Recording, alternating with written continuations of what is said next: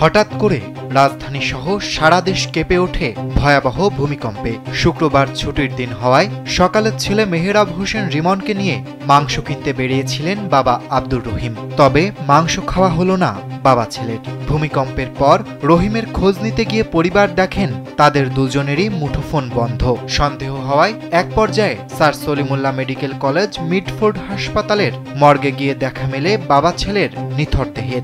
ভাই ও ভাতিজার লাশ শনাক্ত করেন নিহত আব্দুর রহিমের ছোট ভাই মোহাম্মদ নাসির ও মোহাম্মদ মোস্তফা। মুহূর্তেই কান্নায় ভেঙে পড়েন তারা। জানা গেছে, রাজধানীর পুরান ঢাকার বংশালের কষাইটুলিতে একটি ভবনের নিচতলায় নয়নের মাংসের দোকানের সামনে দাঁড়িয়েছিলেন তারা।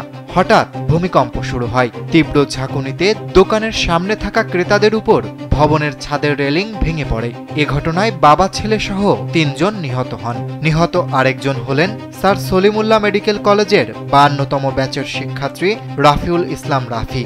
আব্দুর রহিম বিক্রমপুর গার্ডেন সিটিতে ফেব্রিক্সের ব্যবসা করতেন। তার ৩ ছেলে এবং ১ মেয়ে। ছোট ছেলে মেহেরাবকে নিয়ে রাজধানীর সুরিটলা স্কুলের পেছনে ভাড়া বাসায় থাকতেন।